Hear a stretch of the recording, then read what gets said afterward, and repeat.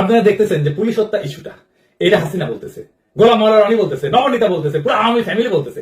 শুনেন হাসিনা কি বলে। তারা বলছে আওয়ামী লীগ আর কি ধ্বংস হয়ে যাবে, আওয়ামী লীগ ভেসে আসেনি। আওয়ামী লীগ কারো পরগাছা না, আওয়ামী লীগের শিকড় অনেক বেশি শক্তিশালী। এই মাটি মানুষের জন্য আওয়ামী লীগ সৃষ্টি, ছাত্রলীগ লাশ পেল, সরকার পড়ে যাবে, এই থিওরিতে। এই হত্যাকাণ্ড আমরা ঘটাইনি, খুনি এনুসের বিচার করতে হবে আমাদের। আজকে ফারুকের প্রেস কনফারেন্সে তিনজন সাংঘাতিক প্রচুর প্রগতিশীলতা দেখাইছে। একজন কইছে জুলাই মাসে 1400 শহীদের সংখ্যা কই পেয়েছে, 9 মাস হয় নাই, 9 মাস হয় নাই। আর এরা বলতেছে 1400 কই মারা গেছে, আমাদের চোখের সামনে মারা গেল, কি ভয়ানক রক্তপাত হইল। আর এ বলে 1400 কই মারা গেছে। কে কইছে? এই দুইজন প্রশ্ন করছে, ফজলে রাব্বি বিশেষ প্রতিনিধি এটিএন বাংলা, আর রহমান মিজান দ্বিতীয় টিভি সিনিয়র রিপোর্টার। আমাদের 1400 মানুষ নিদের অবশ্যই যখন এই 1400 সংখ্যাটা তো একটা আপনার কাছ থেকে যারা পলিটিক্যাল রেজরিক বলছে তারা 1400 বলবে। I'm talking about United Nations report. না না Please do some research. I'm talking about UN report. আমাদের যে Please do your own research.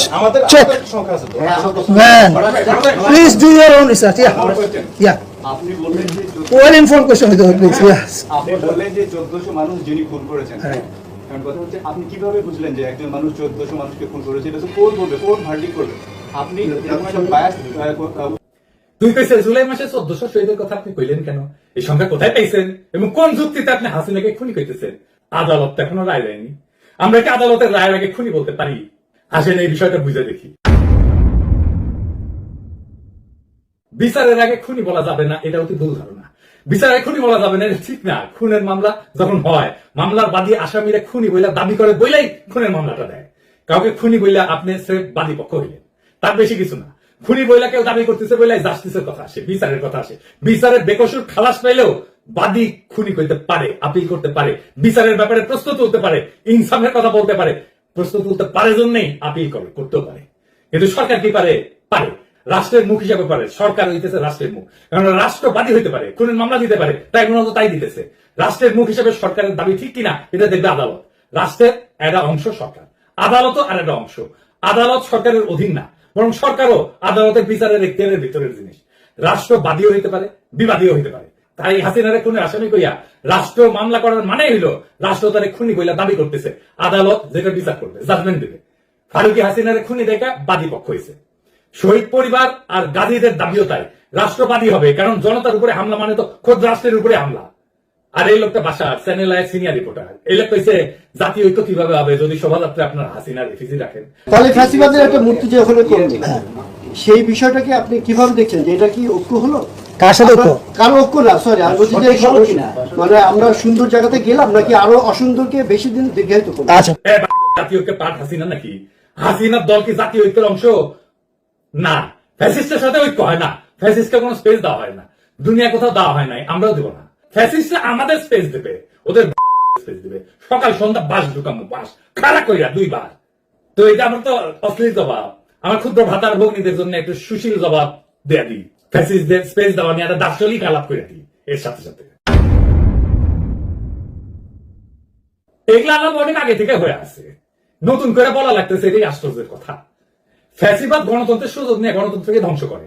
এরা গণতান্ত্রিক অধিকার, যেমন মত প্রকাশের স্বাধীনতা, সংগঠনের স্বাধীনতা, এই সমস্ত ব্যবহার করে ক্ষমতায় ওঠে, তারপর সেসব স্বাধীনতায় নিষিদ্ধ করে দেয়। হিটলার মুসলিনী দুইজনই গণতন্ত্রের সুযোগ নিয়ে ক্ষমতায় এসেছিল, তারপরে গণতান্ত্রিক প্রতিষ্ঠান ধ্বংস করছে। তাই ফ্যাসিস্ট মতাদর্শকে সহনশীলতার নামে জায়গা দিলে তারা সেই সহনশীল ব্যবস্থাকে ধ্বংস করে দেয়। কার্ল পপারের লেখা আছে প্যারাডক্স অফ টলারেন্স নামে, ওখানে লিখছে যাদের লক্ষ্যই হচ্ছে বাক স্বাধীনতা, গণতন্ত্র ধ্বংস করা, তাদের বাক স্বাধীনতার অধিকার নাই। সহনশীলতার একটা সীমা থাকতে হয়। কার্ল পপার বলছিলেন যদি আমরা অসহিষ্ণুতার প্রতি সীমাহীন সহনশীলতা দেখাই তাহলে সহনশীল সমাজই ধ্বংস হয়ে যাবে। অসহিষ্ণু মতাদর্শকে বরদাস্ত করা মানে শেষে সহনশীলতার জায়গাটা নষ্ট হবে। উনি ইংরেজিতে কইছিলেন unlimited tolerance must lead to the disappearance of tolerance. ইংরেজি যেহেতু কইছে ঠিকই গেছে, তাই না? কার্ল পপার আরো কইছে সহনশীল সমাজ টিকে থাকতে চাইলে অসহিষ্ণুতার প্রতি অসহিষ্ণু হইতে হবে। ফ্যাসিস্টদের সাথে খোলা বিতর্ক করলে তারা মুক্ত সমাজের নীতিকে নিজেদের স্বার্থে ব্যবহার করে। উনি ইংরেজিতে কইছেন if you extend unlimited tolerance even to those who are intolerant, if you are not prepared to defend a tolerant society against the onslaught of the intolerant, then the tolerant will be destroyed and the tolerance with them. তার মানে ফ্যাসিস্টদের মত প্রকাশের স্বাধীনতা বলে জায়গা দিলে সেই জায়গা ব্যবহার করে সহিষ্ণুতাকেই শেষ করবে। তাই সক্রিয়ভাবে প্রতিরোধ করাটাই ইনসাফ। ঘৃণার রাজনীতিকে কথা বলার মঞ্চ দেওয়া মানে ঘৃণাকে সামাজিক স্বীকৃতি দেওয়া।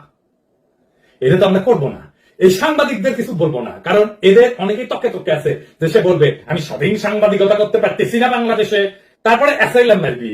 তো তাই এগুলো মালিক পক্ষে ধরা লাগবে। যেমন ধরেন এটিএন মাহফুজ, ওরে সাগরণী হত্যা মামলা 7 দিনের রিমান্ডে নেন, সাইজ হয়ে যাবে, রুলারের মতো সোজা হয়ে যাবে। এখন পুলিশের কবি দাদা হামরে না পছন্দ করে না, তাই বলে শাস্তি দিবেন। ওই আশা যদি গান গাওয়া শুরু করে তাহলে তার না গেছি ওভারে ইনকাম ট্যাক্স ফাইল ধরে টান দিবেন। এদের প্রত্যেকটার নামে দুদকে ফাইল খোলেন টাকা পাচারের। বাংলাদেশের সব কয়টা এলিটের টাকা পাচারের ট্রেস বাই করতে পারবে। 90% কেসে আপনি পাবেনই খুঁজে, শিওর থাকেন। কিন্তু করতেছেন কি? ধরতেছেন ইরেজ জাকের, যে ইরেজ জাকের জুলাই বিপ্লবের পথে নামিছে, তার পিছে লাগিয়েছেন। যে সর্বান্তকরণের লড়াইয়ের পক্ষে তারা আপনি শত্রু বানাইলেন। বাংলাদেশের এলিট কয়জনের ইরেশের মতো রোল ছিল? হাসিনা না পালাইলে ইরেশের এশিয়াটিক বন্ধ করে দিত, ইরেশকে জেলে করতো, আর তার নামে হত্যা মামলা দিলেন। যে সমস্ত সাংস্কৃতিক কর্মী জুলাই ভয় উপেক্ষা করে মাঠে নামছে তাদের কাউকে ডিস্টার্ব দিবেন না, ওরা আমাদের ভাই। এইটারে আমার রিকোয়েস্ট বলতে পারেন, এখন রিকোয়েস্ট করলাম। কিন্তু আমি যদি টের পাই কোন দূরভিসন্ধি দিয়ে আছে এর পিছনে, তাহলে এবারে খায়া ফেল মুদারে। আপনি এশিয়াটিকের বিরুদ্ধে তদন্ত করেন, এমনকি দেশের বিরুদ্ধে তদন্ত করেন, কোনো অসুবিধা নাই। অপরাধ হয়ে পাইলে বিচার করেন, কেউ বাধা দিবে না। কিন্তু ধরতক্তা মার পেরেক করে প্রতিষ্ঠান ধ্বংস করবেন, এটা মানা হবে না। ভুয়া মামলা দেবেন, মানা হবে না। আসাদুজ্জামান নূর এশিয়াটিকের কেউ না। এই কালচারাল এরিয়াতে যারা আছে তারা সবাই আসাদুজ্জামান নূর না, তার কোনো শেয়ারও নাই এখন এশিয়াটিকে। কিন্তু এই কালচারাল দুনিয়ায় ফ্যাসিবাদের সাথে অনেকে সংশ্লিষ্ট ছিল বলে অনেকের অভিযোগ আছে। এই কালচারাল দুনিয়া ফ্যাসিবাদ ইস্যুকে কিভাবে ডিল করবেন আসেন এই একটু আলাপ করিনি। এই শিল্পীদের বিচার করার বেলায় দুইটা জিনিস চিন্তা করবেন। শুরুতে একটা ডিসিশন নিতে হবে যে সে অ্যাক্টিভলি ফ্যাসিজমে সর না হইলে, ফ্যাসিজমের পক্ষে, খুনের পক্ষে নিজের ইমেজ ইউজ না করলে তাদের বেনিফিট অফ ডাউট দিতে হবে। তো এখন কইতে পারেন যে তাকে বেনিফিট অফ ডাউট কেন দিতে হবে? কারণটা হইতেছে তারা তো আসলে কোনো পলিটিক্যাল হিস্ট্রিক্যাল চিন্তা পয়দা করে না, তারা চিন্তার গ্রাহক। তাদেরকে হিরো পর্দায় দেখেন, কিন্তু আসলে তো তারা হিরো না। সমাজের মিডিয়ায় যে ডমিনেন্ট চিন্তা, সেই চিন্তার তদারকির মধ্যে আর্ট কালচার করে তারা। এখন পুরো হাসিনার আমলে যেহেতু মিডিয়ার ন্যারেটিভ পুরোটাই হাসিনা বাক্সের দখলে ছিল, তাই আর্টিস্টরা, শিল্পীরা বাই ডিফল্ট এইসব চিন্তা খাইছে। মতি মাহফুজ যে চিন্তা ডেলিভারি দিছে সেটা তারা বাই ডিফল্ট স্ট্যান্ডার্ড চিন্তা ধরে নিছে। এটা আমাদের ভুল, কিন্তু আর্টিস্টরা তাদের পেশার কারণে এই লিমিটেশনের মধ্যে থাকে। আমি আপনি এখানে বলিউডে দিয়ে দেখেন অমিতাভ বচ্চন, সে কি? সে তো কংগ্রেসের এমপি ছিল, তাই না? সে রাজীব গান্ধীর বন্ধু জিগরি দোষ ছিল, সে বিজেপি হয়ে গেছে। এই যে অক্ষয়, অজয়, অনুপম খের, এরা বিজেপির খপ্পরে পড়ছে, এমনকি অ্যাক্টিভলি কামও করতেছে। মিঠুন চক্রবর্তী, ও তো নকশাল ছিল, জানেন তো, পার কমিউনিস্ট ছিল, পেলে গেছিল বোম্বে। ও মিঠুন চক্রবর্তীকে দেখে আমরা কমিউনিস্ট হয়েছি, সেই থেকে ওইটা তৃণমূল হইল, এখন পার বিজেপি হয়েছে। ফলে এটা ডমিনেন্ট মিডিয়া ন্যারেটিভের মামলা। সেই ন্যারেটিভের গ্রাহক হওয়াটা ক্রাইম না। আমাদের মন খারাপ হবে এতে, কারণ আমরা তো তাদেরকে নায়ক দেখে অভ্যস্ত, নায়ক ভেবে অভ্যস্ত। তারা পর্দায় ঢিসুম ঢিসুম ঢিসুম ঢিসুম করে, এরে ওরে ফেলা, এরে ওরে মারে, প্রচুর বিপদের কথাবার্তা বলে, কিন্তু তাদের নায়ক না রে ভাই। তাদেরকে নায়ক বানানো হয় তাদের পর্দার চিত্র। আসল মানুষ তো এটা না। আসল মানুষ তো আবু সাইদের মতো নায়ক। ওরাই মাথায় রেখে চিন্তায় দুর্বল, এটা মনে রাখতে হবে সবসময়। ওইদিকে ওদের তো কাম করে খাইতে হয়, এটা তাদের পেশা। এখন সমস্ত পয়সা যদি এই ফ্যাসিজমের কামে খরচা হয়, তাহলে আর কোনো কামের অপশন যদি না থাকে, তখন তাদের খাইয়া পইরা বাঁচতে হইলে ফ্যাসিজমের আর্ট কালচার করে ভাড়া কাটতে হবে। তো উপায় থাকে না, তো বাস্তবমুখী হইতে হবে তোরে ভাই। আক্কেল দিয়ে চিন্তা করতে হবে, তো হৃদয় দিয়ে চিন্তা করতে হবে। তো এইরকম শিল্পীদের মতো একফার্মও একই সিচুয়েশনে থাকে। তাই আমাদের বিচার করতে হবে অ্যাক্টিভলি কি কি করছে তারা। কাজ কামের বেলায় তারা ভাড়াটে মাত্র। ডমিনেন্ট ন্যারেটিভ আমরা পাল্টাই, তখন ওরাও এই ডমিনেন্ট ন্যারেটিভের ভাড়াটি হবে। আপনি আলী জাকের, সারা জাকের, আসাদুজ্জামান নূরা পছন্দ করলে ইরেশ ডিফারেন্ট। তার কারণ ইরেশ অনেক বেশি বাংলাদেশি। কলকাতার সাথে যে আমাদের লিঙ্গুইস্টিক ফাইট, ইরেশ আমাদের পক্ষে। ও ঢাকাইয়া, ওর বাপ মা ইভেন আসাদুজ্জামান নূরের চাইতে অন্য লাইনে। ইরেশ জাকের শাওন না। আমাদের ইরেশ আর শাওনের মধ্যে তফাৎ করতে পারতে হবে। এইবার আসেন ফাইনাল আলাপে, যেটা ভয়ঙ্কর ভাবে আমাদের সবাইকে ফাঁসির দড়িতে ঝুলাইতে পারে, সেটা কি? আপনারা দেখতেছেন যে পুলিশ হত্যা ইস্যুটা, এটা হাসিনা বলতেছে, গোলাম মাওলা রানী বলতেছে, নবনীতা বলতেছে, পুরো আওয়ামী ফ্যামিলি বলতেছে। শুনেন হাসিনা কি বলে। তারা বলছে আওয়ামী লীগ আর কি ধ্বংস হয়ে যাবে, আওয়ামী লীগ ভেসে আসেনি। আওয়ামী লীগ কারো পরগাছা না, আওয়ামী লীগের শিকড় অনেক বেশি শক্তিশালী। এই মাটি মানুষের জন্য আওয়ামী লীগ সৃষ্টি, ছাত্রলীগ লাশ পেল, সরকার পড়ে যাবে, এই থিওরিতে। এই হত্যাকাণ্ড আমরা ঘটাইনি। খুনি ইউনূসের বিচার করতে হবে। আমাদের হাজার হাজার মানুষ হত্যা করেছে, পুলিশ হত্যা করেছে, তার বিচার একদিন ইনশাআল্লাহ হবে। এই পুলিশ হত্যার মামলার বিষয়টাকে পাত্তা দিতে হবে, এটাকে সিরিয়াসলি নিতে হবে, হালকাভাবে উড়াই দিলে চলবে না। কারণ এই প্রশ্নটা জুলাই বিপ্লবের আইনি ভিত্তি নিয়ে, এটা ফয়সলা করাটা খুব জরুরি। আর ফয়সলা করতে গেলে আওয়ামী লীগের লিগাল স্ট্যাটাসের মুখোমুখি আসবে সরাসরি। এই প্রশ্ন ফয়সলা করতে দিতে চায় না কারা? চেনেন এদেরকে? এরা হইল 5 থেকে 8 আগস্টের 72 ঘন্টায় জন্মানো এই যে সেটেলমেন্ট, এলিট সেটেলমেন্ট হইল এরা, এদের নাম হইতেছে ডিপ স্টেট, ছদ্মবেশী ব্যুরোক্রেট, সাংস্কৃতিক গডফাদার, মিডিয়া ব্যবসায়ী, হাসিনার অলিগার্ড, আর্মি। কিন্তু কেন তারা ভয় পায় এই ফয়সালাকে? এই ফয়সালা মানে হইল মুজিবের গড়া মিথ ধরা পড়ে যাবে, বাঙালি জাতীয়তাবাদের গল্প ফাঁস হয়ে যাবে, ভারতীয় মহাসাগরের তীরের খেলাঘরও ভেঙে যাবে। আরো আছে, পুলিশ খুনের মামলা ঝুলাই রাখতে চায় তারা, যেন ভবিষ্যতে বদলা নেওয়ার জন্য একটা স্থায়ী অস্ত্র বানায় রাখা যায়। জুলাই বিপ্লবের বিপরীতে 15ই আগস্ট কায়দায় একটা জাতীয় ট্র্যাজেডি বানিয়ে ফেলা যায়, সবাইকে ম্যানিপুলেট করা যায়, জীবনভর ব্ল্যাকমেইল করা যায়। ভেবে দেখতে হবে এই ফয়সালা না হইলে বিপদ কার? বিপদ হবে জুলাই বিপ্লবীদের, আপনার আমার। বেনামি মামলা ইতিহাসে শিয়াল কুকুরের মতো ঘুরতে থাকবে। কখন কে কার শিকারে পরিণত হবে কে জানে, কতদিন আর রক্ষা করা সম্ভব? এখনই এই ফয়সালা চাই, একেবারে আইনের পথে। কিভাবে আসেন সেটা বুঝে দেখি। প্রথমে জুলাই বিপ্লবকে আইনসম্মতভাবে বৈধ এবং হালাল ঘোষণা করতে হবে। কিভাবে করবে? আইন মন্ত্রণালয় দেখবে, সরকার দেখবে। তার আগে হাসিনা সরকারকে দখলদার ফ্যাসিস্ট সরকার হিসেবে রাষ্ট্রীয়ভাবে চিহ্নিত করতে হবে। এর কারণ খুব পরিষ্কার, হাসিনা বাংলাদেশ রাষ্ট্র দখল করছিল, রাষ্ট্রের বাহিনীগুলোকে নিজের মাফিয়া বাহিনীতে রূপান্তর করছিল। আমরা সেই জন্যই 71 বলি দখলদার বাহিনী আমাদের হামলা করছিল, তাই না? পাকিস্তানি বাহিনীকে আন্দোলন স্বাধীনতা ঘোষণা করেছে 1971 25 মার্চ। তাই 25 মার্চের পরে যারা আমাদের সাথে যুদ্ধ করছে তারা দখলদার। তাই এইভাবে হাসিনা পুলিশ জনগণের বিরুদ্ধে যুদ্ধ শুরু করছিল। জুলাই জনগণ নিজেদেরকে রক্ষা করছে, আত্মরক্ষার যুদ্ধ করছে, বেঁচে থাকার যুদ্ধ করছে। জনগণের প্রতিরোধে হাসিনার মাফিয়া বাহিনী পরাজিত হয়েছে। এদের পুলিশের যে সমস্ত সদস্য নিহত হয়েছে তাদের পুলিশ খুন বলে চালানোর কোন আইনি ভিত্তি নাই। তারা ছিল দখলদার বাহিনীর অংশ। এখন প্রশ্ন হচ্ছে, আইনি পথে হাসিনাকে দখলদার এবং ফ্যাসিস্ট ঘোষণা করা যাবে কিভাবে? আসেন বুঝে দেখি।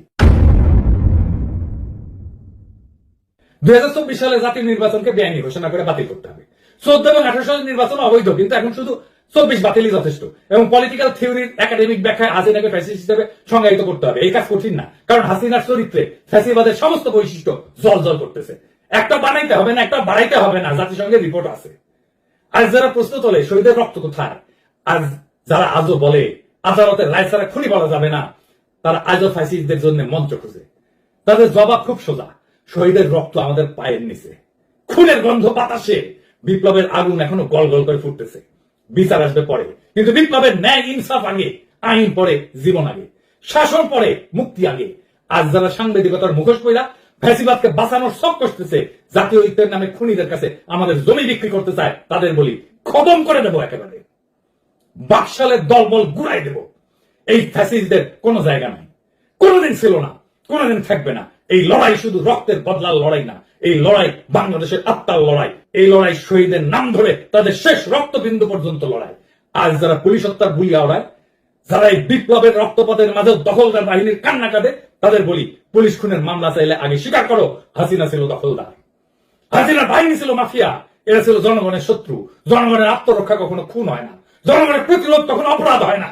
পুলিশ হত্যা না, এটা ছিল জনগণের আত্মরক্ষার যুদ্ধ। এটা ছিল মাফিয়া রাষ্ট্রের বিরুদ্ধে জনতার শেষ বিদ্রোহ। ফ্যাসিস্টকে স্পেস দেওয়া মানে নিজের কবর খোঁড়া। আমরা সেই কবর খুঁড়বো না, নিজের কবর নিজে খুঁড়বো না। আমরা লড়বো, আমরা জিতবো।